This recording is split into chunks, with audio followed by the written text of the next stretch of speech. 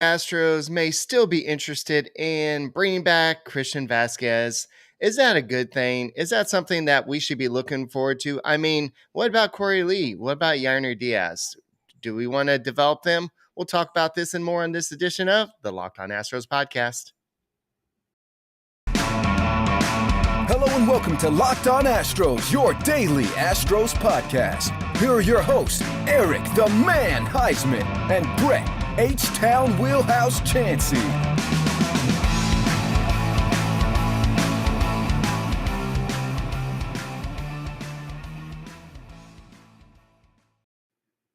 We are Locked On Houston Astros, and we hope that you join us for a daily Locked On Astros podcast. My name is Eric Huysman. You can find me on Twitter at Eric Talk Stros. Find the show at Locked On Astros, your team every day. Brett, where can you find you at?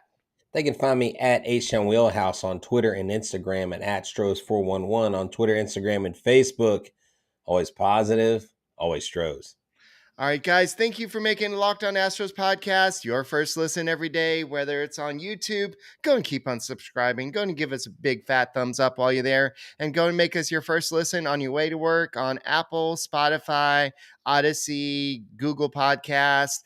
I mean, I looked up Eric Astros podcast the other day just for fun, and like we are every place. It's not just those names. The Locked On Astros podcast is on a whole bunch of different places. So wherever you listen to your podcast, check out the Locked On Astros podcast. And so we're going to be talking catching options. I know on the last podcast you did discuss that as well, Tucker Barnhart, and I know Sean Murphy's name keeps on coming up a little bit. Yeah. But we're going to focus a little bit more on Christian Vazquez. And then what are the Mets doing? They're spending like they have no limit. And I guess that's the Steve Cohen philosophy there. But definitely we're going to talk about center field position and which two arbitration eligible players got a huge, or pre-arbitration bonus players got a huge bonus. We'll talk about that on this edition. So I don't know if you heard about this, Brett, but apparently the Astros and Christian Vazquez, before this season ended or after the World Series, they kind of had a handshake deal on a contract for the 2023 season if he didn't get a deal that he wanted elsewhere. So I don't know if that's what the reports we're hearing right now about him possibly coming back to Houston. I know he'll have to accept the same role he had last year as a backup player, or maybe a platoon guy with Martin Maldonado. We all know that that Vasquez is better offensively. I think that if you're looking defensively, I think that Maldi still is a little bit above him. But I think that Vasquez is a good piece that you can add without having to trade a whole bunch of players in your farm system. And then also not having to give up one-year starters, because the Astros don't have the luxury of having Justin Verlander anymore. Yeah, I really think that what is in order is exactly what you're talking about. The Astros said, go test the market, go see what's out there, and then we'll come back to the table and we'll talk. The one thing Christian Vazquez has with the Astros that he doesn't have with anybody else, and it's not just the ring, because he got a title in Boston, so it's not like it's his first ring; it's his second ring. So not that it's old or any less significant, but he does have that playoff run with them. He has the knowledge with Martin Maldonado. He has a camaraderie with Maldonado. So I don't think it will be a disruption in the club if you bring in this guy versus a Wilson Contreras or even someone else. But I think if you go out and get like a Sean Murphy, and you have to trade away several people to get him, I think more than likely Maldonado, I mean, Chandler Rome mentioned, and someone said something about this in the chat, said that if they get a different catcher, they may have Maldonado on the trading block. And so there's a lot of moving parts. It's not as simple as bringing somebody in. And we know the deficiencies that Martin Maldonado offers. We know the pluses that he offers with this club. And a lot of his pluses are intangibles. And people want to automatically discredit the intangibles. They want to discredit the things that aren't the offensive numbers, right? But you can't do that. That's what makes this run. And that's what will be interesting, what we talk about when we talk about the Steve Cohen super team, is all these big names are great. All these big contracts are great. but what's the chemistry going to be like in the clubhouse? And that's what the Astros do, I think, better than most clubs. And if Vasquez comes back, I think it will be the right move for everybody in Houston. Yeah, I know that. And if you remember, he was part of two no hitters last year, and he also was.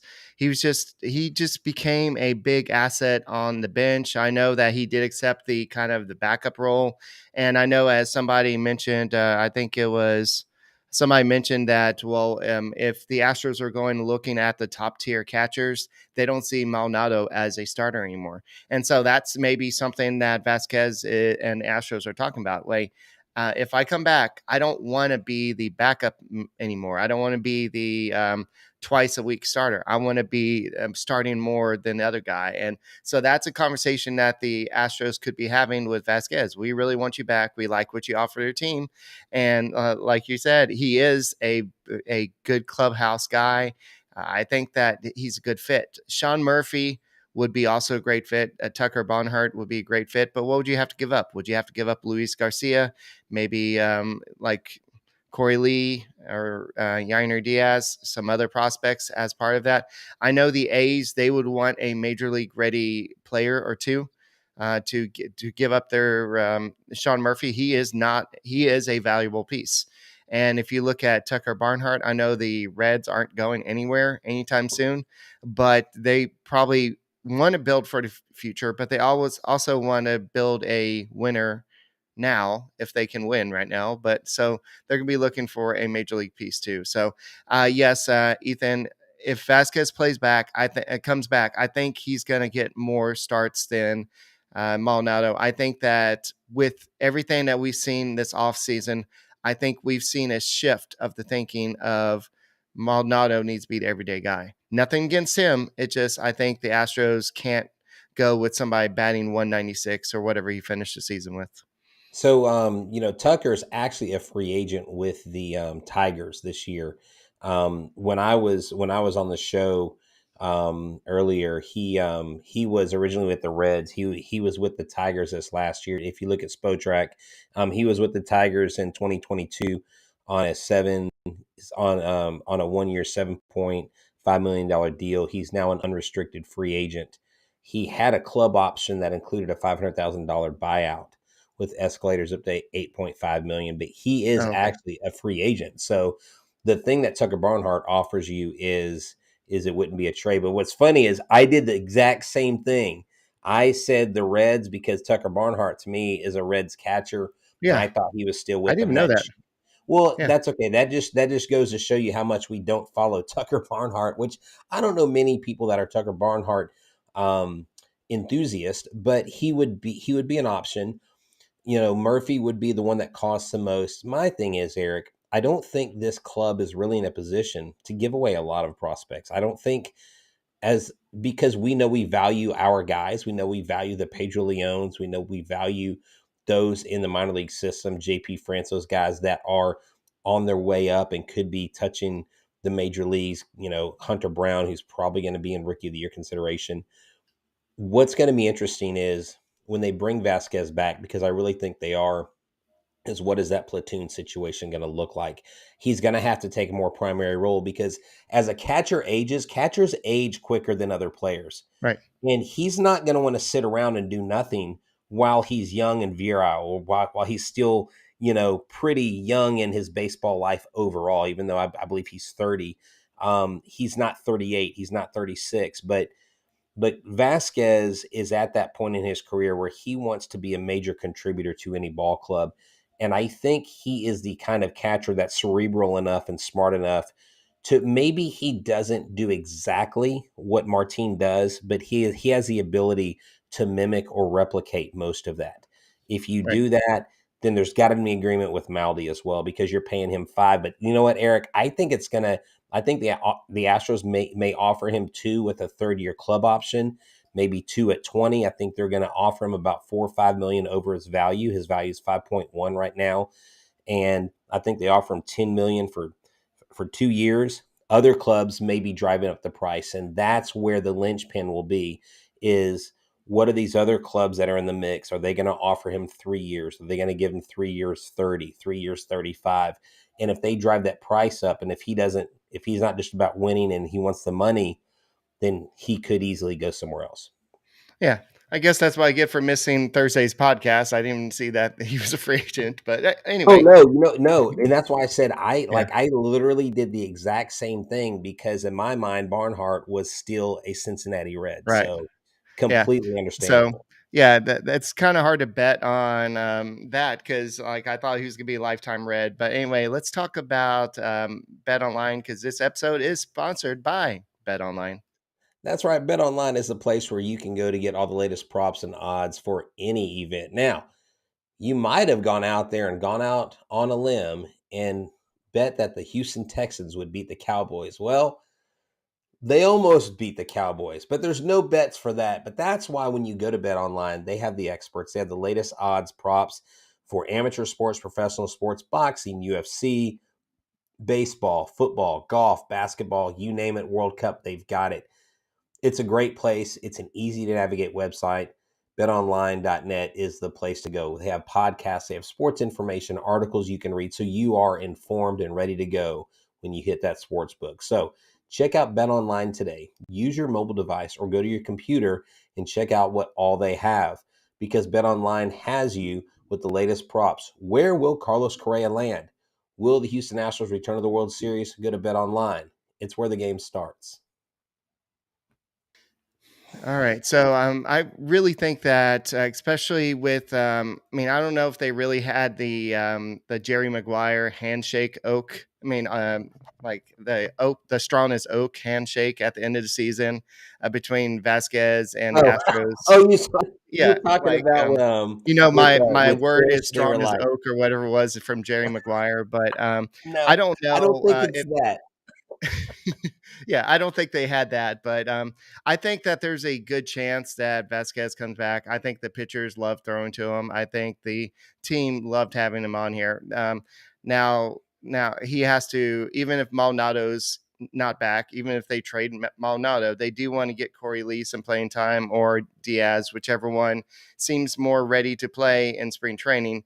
They do want to get them some more playing time, so he will not start likely every day, but he'll get a majority of playing time depending on what they want to do Maldonado. But I think that's up to Dusty Baker. That's kind of up to the front office. And we'll talk about the center field position in a second. But Yeah, I think that I do want to kind of shift for a second to yeah, what the definitely. heck are the Mets doing? The Mets are just like throwing stupid money, and like Nemo got 9 years or something, and then it's just like they signed that Japanese pitcher. Then they've signed like Quintana. It's like they're going out and signing everybody. They're already up over.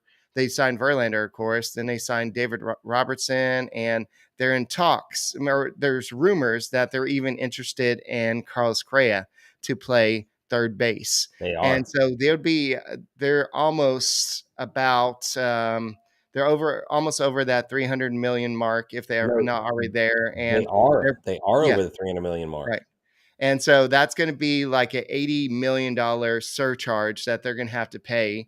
But I know that means nothing to Steve Cohen. He's got a lot of money and still, but it's just amazing how these all these teams, not just the Mets, but the Yankees are.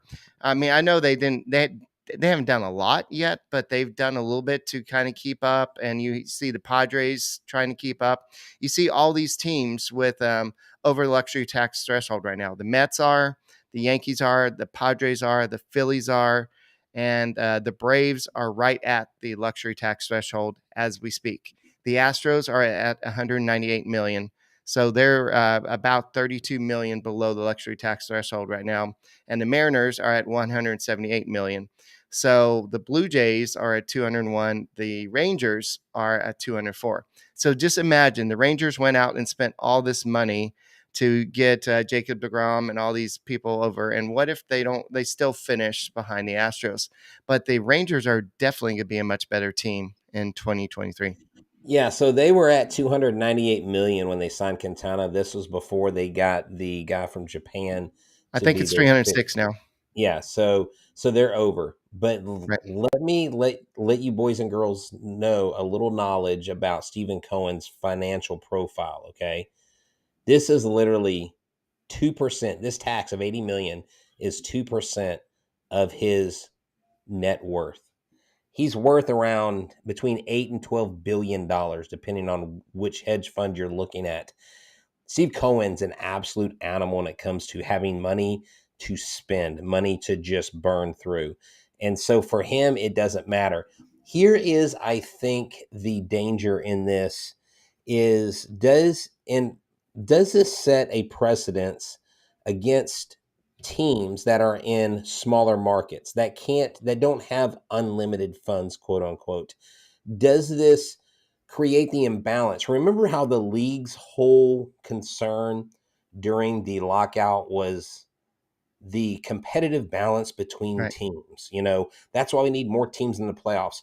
But you can bring in more teams in the playoffs, but if teams are literally able to spend their way into the World Series, that essentially ruins competitiveness across the board.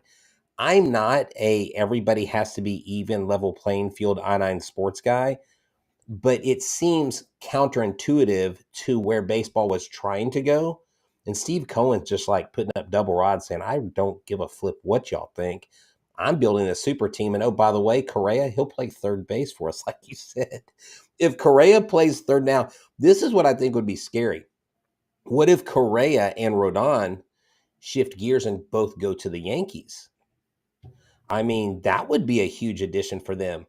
The Mets are absolutely building a super team, but just like the Dodgers did with Turner and Scherzer, just like the Mets had with Scherzer and DeGrom, just like all these contracts, you spend all this money, you do all this stuff, and then what happens? You ultimately fall short.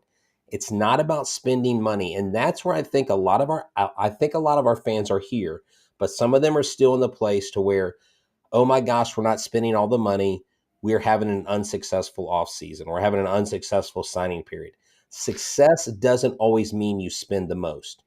And Go ahead. like Eric Miller saying, kind of going off what you're just saying, it's not on who spends the most. Like the Astros are not necessarily out there spending most, but the Dodgers aren't even on that list right now. I mean, that Yeah. could change. They can. I think there's rumors that they're looking at signing somebody, but the Dodgers are below the luxury tax threshold right now. When's the last time you could say that? But a lot of people are like, well, maybe Cohen's like looking ahead and like, okay, well, it's going up next year. It's only going up 3 million next year, then another 4 million next year, then another 4 million next year, then another 3 Yeah. million to cap I off mean, at 244 million in 2026. He's still going to be way over that luxury so tax they threshold. are they are seventh. They're normally the top payroll. They are seventh. It's the Mets, the Padres, the Braves, the Right, Yankees, the Phillies, the Angels, the Rangers, the Blue Jays. Hold on. right. Hold on. This has got to be a typo. The Angels, the Rangers. hmm So Yeah, we they got have. two teams that are fighting for third place in the American League West that are above the Astros. Right, So Astros fans, before you get mad at Jim Crane for not spending, look at your competition in the AL West. They're breaking the bank and they can't even sniff the playoffs. right, There's something to be said about the way Jim Crane is doing things. And any Jim Crane slander really to me is pretty much null and void at this point, unless what he does or doesn't do keeps them out of the playoffs or keeps them out of another World Series. I wouldn't worry about that. Oh, the Rockets beat the Bucks. Nice. I like that. I was watching that with my son earlier. The Rockets are a good young team, and I think the Rockets will be better sooner than the Texans will. yeah, The Texans showed a glimmer of hope today. I really thought Cowboys fans were going to lose it. If we would have gone in there and beat Dallas in Dallas, that would have been a phenomenal Sunday for Houston sports. But all back on right, track, Eric, I just want to say this. What Jim Crane has done and is doing is play the game smart. It's chess, not checkers. It's not about the most payroll, the highest payroll. It's about who's got the best squad on the team. I'm not saying the Mets don't suddenly have one of the best teams, but you know what the Mets are trying to do? They're what? trying to beat the Braves right now, Eric. They can't even get to the World Series. So they're trying to Right. beat the Braves. Yeah, I know. And I'm going to go ahead and put this image up. And this is from MLB.com. And this has the top 10 starting duels. Max Scherzer, Verlander is number one. Shane McClanahan and Tyler Glasnow, number two. And number three is Corbin Burns, Brandon Woodruff. Number four is Max Fried, Spencer Strider. Number five, Aaron Nola, Zach Wheeler. Number six, Alex Manoah and Kevin Gossman. Number seven, Yu Darvish, Blake Snell. Number eight, Clayton Kershaw, Julio Urias. And then number nine, Garrett Cole, Nestor Cortez. That's kind of low for them, just saying. And number 10, Framber Valdez and Christian Javier. It's kind of interesting. I mean, I think that's the right choice, having those two guys there instead of like Lance McCullers possibly there. But That's where a lot of people have had questions about this, and I'll add to that here in a second. Keep going. Sorry. so, yeah, but a lot of people have been saying that's kind of disrespecting the Astros. They should be higher up on the list.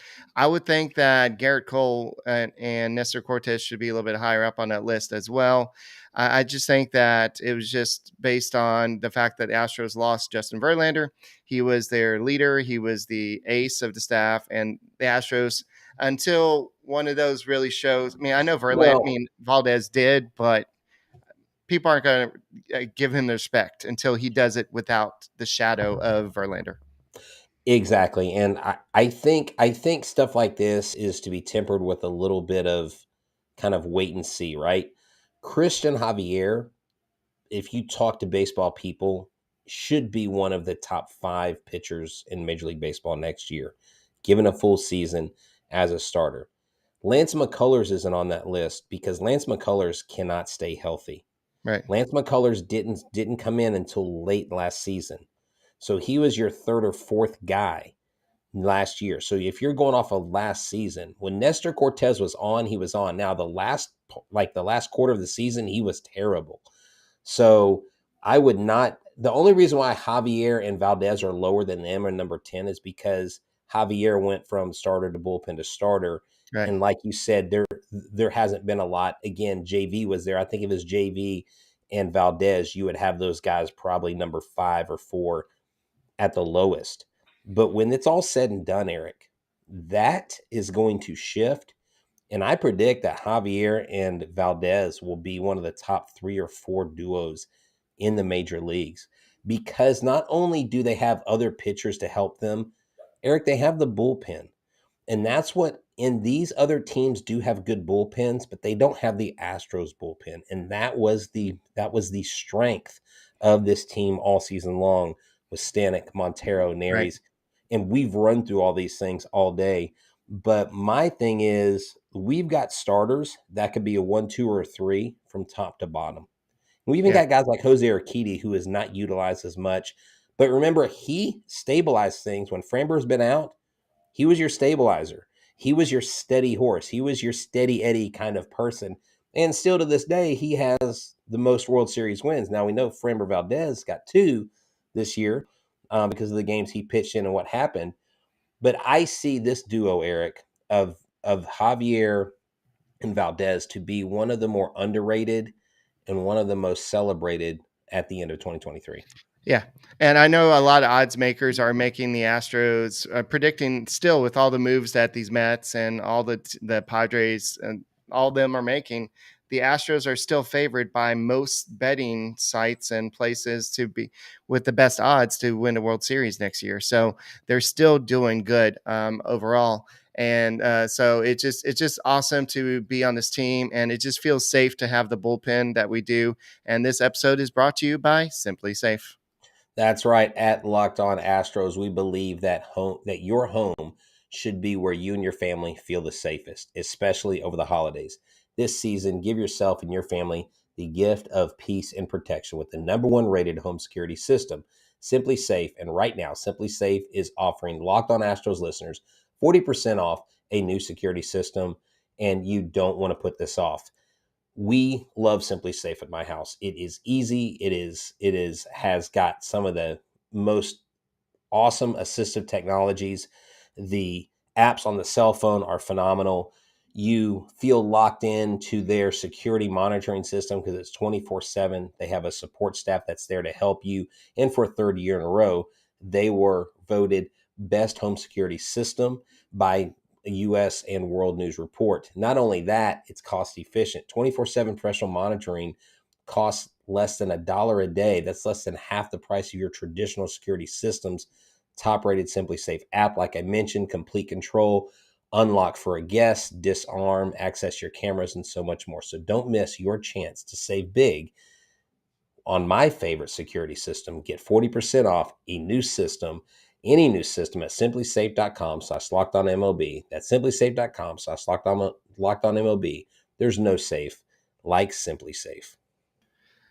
I know a lot of people in the chat are asking about Brian Reynolds. I know that he requested a trade from the Pirates, but they are basically asking for a Juan Soto type trade where you basically give up a lot of players, and no team is willing to do that at this time. And I think that I doubt that there's a trade that's going to happen. Brian Reynolds is a valuable piece, and the Pirates aren't going anywhere until they lower their trade price. I don't think you're going to see anything Yeah, happen, I especially with the Astros.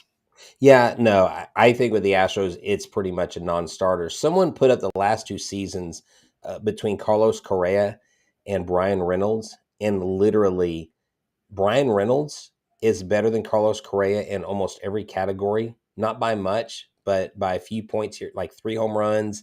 He has 51. Carlos has 48. OPS plus, he's 136.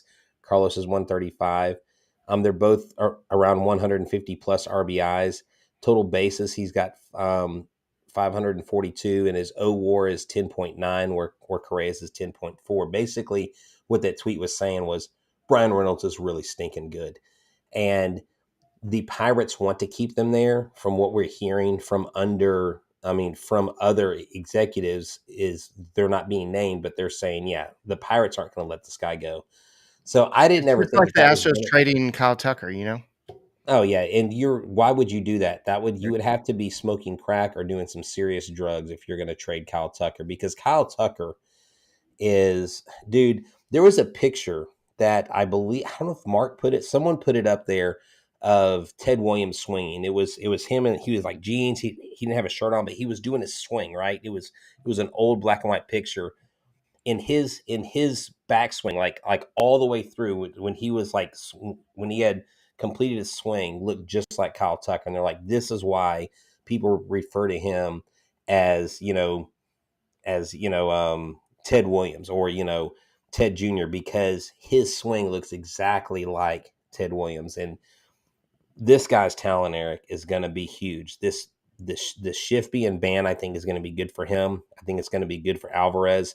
Him and Alvarez both got bonuses this year, Eric. They got, what was the bonus? This was a bonus that was Yeah, I got it. agreed upon. Yeah, it's a part of the new CBA, and like the players that before, like players that before the pre-arbitration players, they Okay. basically got scraps, and so they didn't make a lot of money, and so the Players Association wanted them to get a little bit more money if they and reward them for having great seasons, and so 11 players earned more than 1 million in 2022 as part of the 50 million pre-arbitration performance bonus program, Okay. and 3 of them earned more than 2 million. One of them was Alvarez. He earned 2.4 estimated million. So that brought his total up to 3.145 million in 2022. So So he that, made more on his yeah, bonus than he did right. on his actual salary. Right. And It's a heck so of the a other bonus. two was Dylan Cease and Alex Manoah.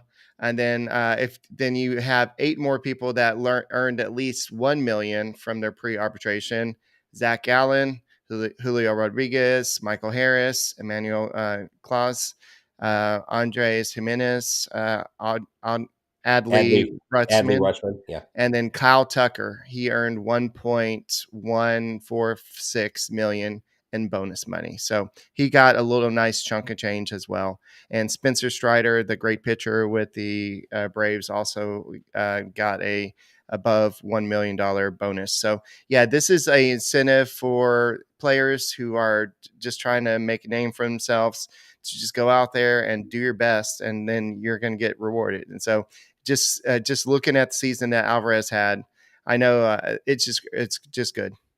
Yeah, he got that because of what he got in his year-end award voting. It's called a joint WAR award. And someone asked Feinstein, like, what's the formula? And he's like, I don't know what the formula is. Whatever the formula is that they agreed upon with the players union in Major League Baseball. So there's a certain formula. It's basically a performance bonus, right?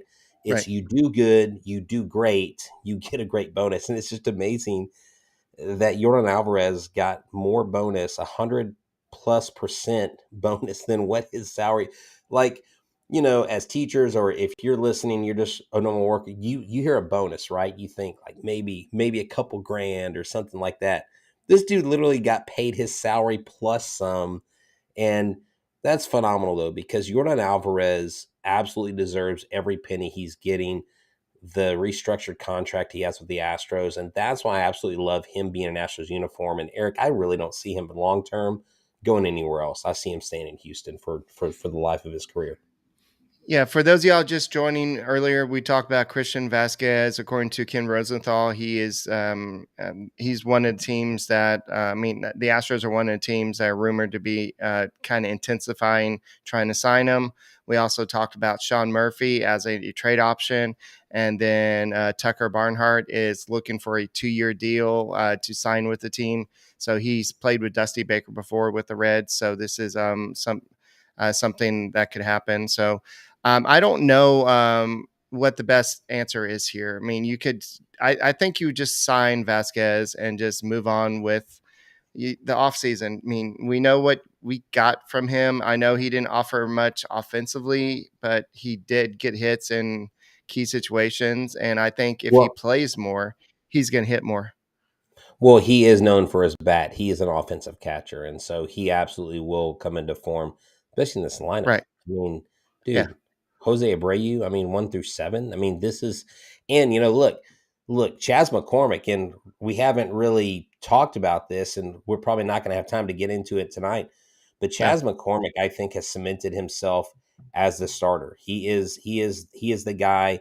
It is his job to lose. Jake Myers is going to be in the mix, but y'all got to remember. We've got Pedro Leon. We got Dearden. We also have Jolks. I mean, we still have him. And so whether he goes in a trade or something like that, we have depth in center field. And this lineup is going to be an absolute murderer's row, top to bottom. I really think if we're going to get offensive production out of the catcher, it's going to have to be because we signed Christian Vazquez. And Christian Vazquez has to start more than 30% of the starts. You've got to Right. absolutely, especially if they get him on a 2-year deal, Eric, and here's the kicker. If they get him on a 2 or 3-year deal and they do pay him upwards of $10 million and Martin's paying 5, Martin will not get a majority of the starts Yeah. because of Yeah. money. Yeah, I think that the Astros checklist, unless they sign somebody like Andrew Benintendi or Michael Conforto, I think the Astros are going to bring back Michael Brantley. They're going to bring back Vasquez. And I think they're going to be maybe get somebody for DH. I don't know what they're going to do at this point, but I don't see them. I think the guys they wanted are gone. I think they really wanted Wilson Contreras, but I don't think they could promise him that he'd be catching every day, and he I probably don't wanted think to that catch. Plus, it was the long-term deal. And I was having a discussion with somebody last night. I'm like, the Astros are not going to be giving away these long-term deals. they're not going to And give a 5-year contract to a right, catcher. right, Hey, there was a UFC media guy who tweeted out, UFC was in Houston, and right. he asked Michael Brantley, "Are you going to be a Houston Astro next year?" And he said, "I would love to be. I would love to come back to Houston." Of course, that went nuts. People were like, "Oh my God, Brantley's definitely coming back." It doesn't mean anything, but I'm telling you this: I don't know any other teams. I haven't heard a single word about Brantley going anywhere else. I've heard about Vasquez being hunted. I've heard about some other guys, but I think we get Brantley back.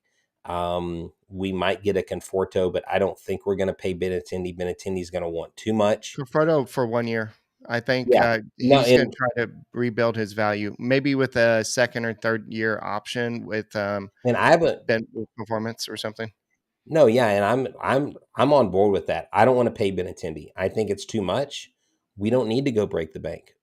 Our team's amazing, guys. Y'all got to realize we're the reigning world champions, and our team. Yeah, we lost Justin Verlander, but we still have an amazing pitching staff. So that's all I've got tonight, Eric. I think things are looking bright, whether we get Vasquez or not. I trust the process. I trust Jim Crane, and Jim Crane I trust. But hey, Crane, if you want to make it rain, I'm not gonna cry about it.